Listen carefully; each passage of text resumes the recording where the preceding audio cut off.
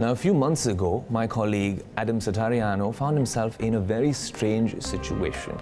Well, he was on his way from point A to point B in the London Tube, and, well, a commuter took a video of him without his consent, and he didn't know about it until later when he found this video, an unflattering video which he didn't want uploaded on the internet, this video going viral on Instagram on a page called Subway Creatures.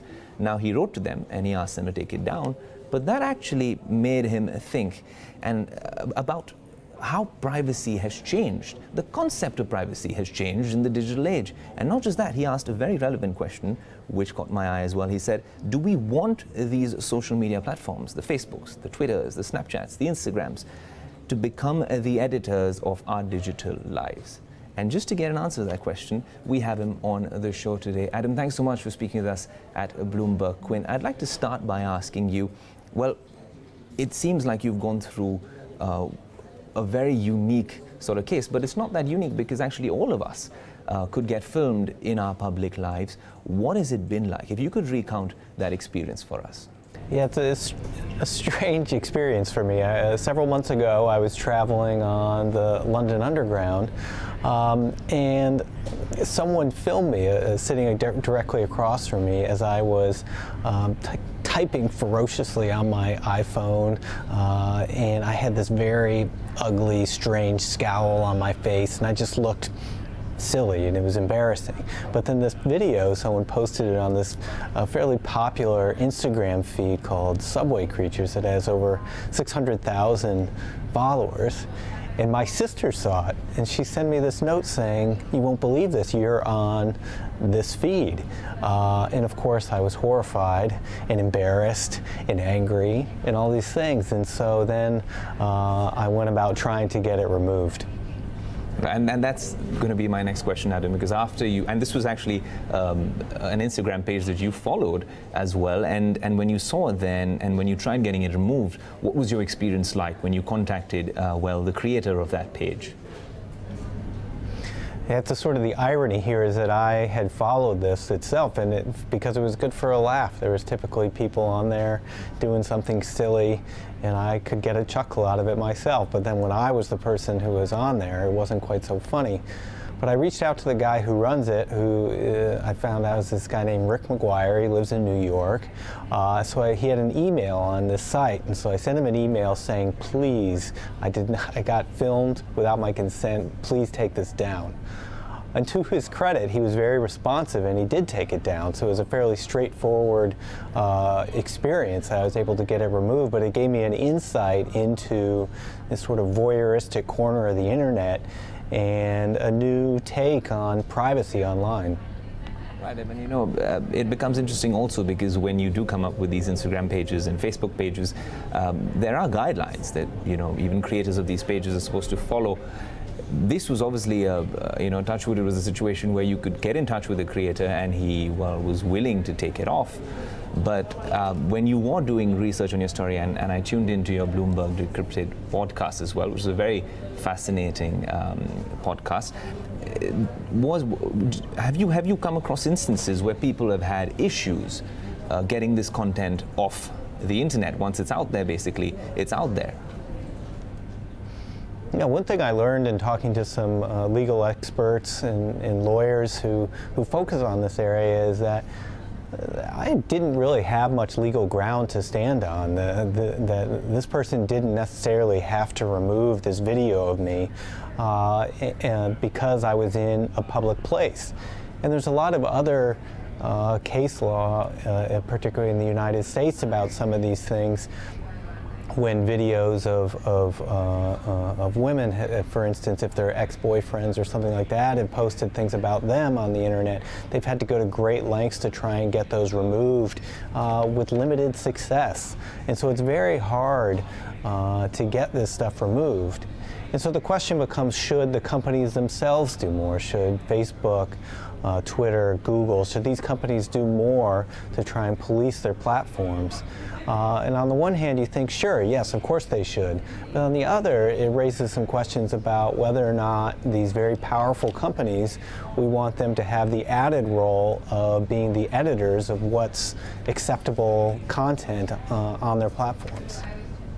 You know, there's another interesting insight and something I want to share with you, Adam. You know, back here in India, for the last 2 or 3 years, in courts, there was this raging debate on whether there is a right to privacy for Indians or not. And finally, just a few weeks ago, the Indian apex court, the Supreme Court, actually ruled that Indians do have a right to privacy. But all of this changes, even for everyone tuned into this right now here in India, because once you're in the digital landscape, it's largely unregulated and it's out there all over the world on the World Wide Web. Do you think that also sort of raises a question, considering in your instance especially, this was taken without your consent, this video was taken without your consent? Does that sort of crop up any questions on the right to privacy globally, in the digital age? Yeah, this is something that governments are grappling with globally, of trying to find that balance between protecting privacy, whereas not bending too much towards censorship. So if you go too far in the privacy spectrum and give people greater amount of control over about what's written about them or what's available online, where does that stop? If there's somebody in the news who does something that is unbecoming or is reported, do they all of a sudden have a right to have that taken down? So you get into this very gray area about where it becomes censorship. And so as a journalist, I can certainly sympathize with that, because I tend to think that having more information out there is a good thing. But as somebody who's having been the subject of one of these, a little bit of ridicule on the internet, I can also sympathize with wanting to have greater control over what's out there.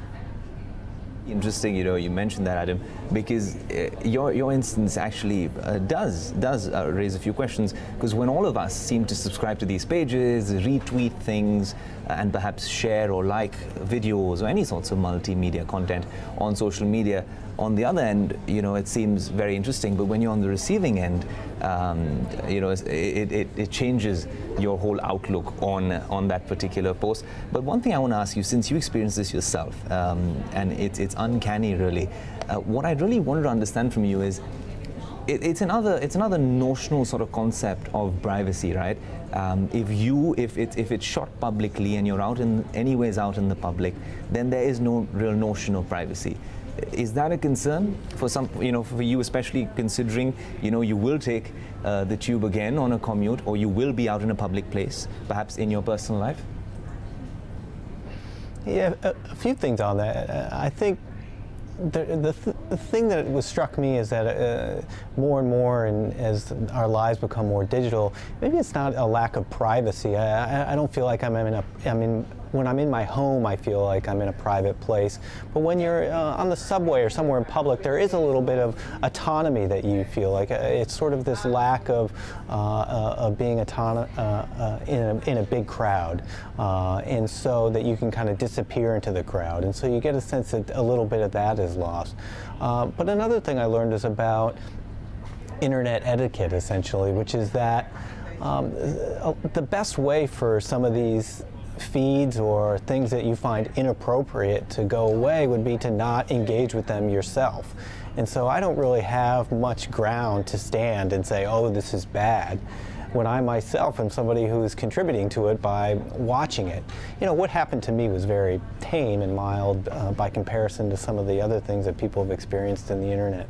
But it did give me a sense of these bigger questions in how we ourselves engage with the material online. Right, Adam, thanks so much for joining us from London and sharing your story. And for everyone tuned in, thanks so much for watching.